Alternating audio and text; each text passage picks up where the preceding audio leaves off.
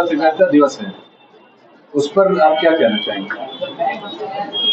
हम हिंदी पत्रकारिता दिवस पर सबसे पहले तो सभी पत्रकारों को और पत्रकारों के जरिए पूरे देश की जनता को इस दिवस की बधाई देना चाहते हैं, क्योंकि पत्रकारिता समाज का आईना होती है। पत्रकारिता में समाज अपना प्रतिबिंब देखता है। पत्रकारिता के जरिए समाज अपनी समस्याओं का निराकरण देखता है और पत्रकारिता में ही वो देश के को किस गति और क्या उसको मार्ग दिया जाए इसकी भी आशा करता है। इसलिए पत्रकारिता की जो एक आवश्यकता है, उस आवश्यकता को देखते हुए मैं न केवल पत्रकारों बल्कि पूरे देशवासियों को इसकी बधाई देना चाहता हूँ। आप बड़े लंबे समय से पत्रकारिता कर रहे हैं, साथ में राजनीति पे बहुत पहली नजर है आपकी।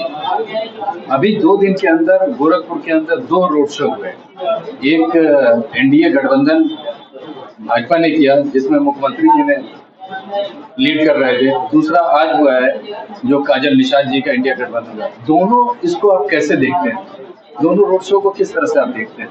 देखिए, मुझे समझ में नहीं आता है, जब हमारे संविधान निर्माताओं ने मतदान का अधिकार हमको दिया तो एक उम्र बनाई कि इससे कम का व्यक्ति मतदान नहीं कर सकता, यानी कि जो बौद्धिक रूप से संतृप्त हो, बौद्धिक रूप से पूरी तरह परिपक्व हो, वो व्यक्ति मतदान करेगा। और ऐसी स्थिति में क्या आप उसको यह भीड़ दिखाकर और प्रभाव दिखाकर क्या प्रभावित कर सकते हैं? मैं मानता हूं कि एज ए वोटर मैं इन भीड़ से, बल्कि मुझे नाराजगी होती है कि जिन भी मार्गों पर रोड शो निकलता है उस मार्ग पर रहने वाले लोगों का जीवन उन 3-4 घंटों के लिए नारकीय हो जाता है और कहीं मैं मानता हूं कि इससे उनके मन में एक आक्रोश भी आ सकता है। इसके बदले अगर वो मैन टू मैन और डोर टू डोर की कन्वेंसिंग करके, और मैं ये भी मानता हूं कि ये भारत का एक 7 दशक से ऊंचा अधिक का एक आजादी का अनुभव हो गया। 7 दशक से ऊपर चला गया, 8वें दशक में हम ये तो मानकर चलते हैं कि हमें मालूम है कि किस व्यक्ति ने क्या किया है, कौन व्यक्ति क्या कर सकता है, किस व्यक्ति की क्षमता कितनी है, किसकी राजनीतिक सोच कितनी है, कौन हमारे बीच में रहा है, हमारी समस्याओं से कौन रूबरू है। तो इसलिए मैं मानता हूं कि रोड शो बहुत आवश्यक नहीं है। ये तो परंपरा प्रधानमंत्री से चली आ रही है। नहीं, मैंने ये कहा कि ये मेरी अपनी सोच है। आपने मेरी सोच मानी कि एक पत्रकार और एक राजनीति को पर निगाह रखें, तो मेरा मानना है कि सबसे पहले मैं वोटर हूं, मेरा संवैधानिक दायित्व है, मेरा मूलभूत अधिकार इसी संविधान से बंधे हुए हैं और यह संविधान हमें कहता है कि आप वोट देकर एक बेहतर सरकार ले आओगे। तो हम मानते हैं कि हमें मालूम है कि मिस्टर एक्स में क्या क्वालिफिकेशन है, मिस्टर वाई में क्या क्वालिफिकेशन है, इनकी क्या मेरिट है और इनकी क्या डिमेरिट है। लेकिन अब अगर ये एक चलन चल रहा है तो ये एक अपने अपने प्रभामंडल को दिखाने का एक जरिया बन गया है। और मैं इसमें बहुत बार ये देखा जाता है कि वही भीड़ इनके में होती है, वही भीड़ इनके में भी होती है। गोरखपुर के चुनाव की अगर बात करें तो किस तरफ जा रहा है ये चुनाव? देखिए, सीधी सी बात है, मैं न ज्योतिष हूं और न मैं ठेकेदार हूं वोट का, लेकिन मैं एक बात जानता हूं कि अगर इस पूरे भारत में वर्तमान दौर के 7वां चरण होने जा रहा है और इन 7 चरणों में अगर बनारस को भी शामिल कर लिया जाए तो एकमात्र गोरखपुर की सीट ऐसी है जिसको बड़े दावे से आप कह सकते हैं कि ये योगी आदित्यनाथ का आशीर्वाद यहां विजयी होगा। क्यों? क्योंकि यहां कैंडिडेट से कोई मतलब नहीं है।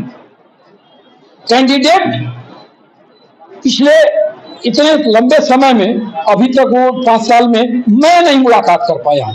मेरी मुलाकात मेरे लोकसभा सांसद से नहीं है। हो सकता है कि मैं ही कमजोर हूं, मैं घर से नहीं करता हूं। मेरा सांसद कल कचहरी आता है, एक गेट से घुसता है और दूसरे गेट से 5 मिनट में निकल जाता है।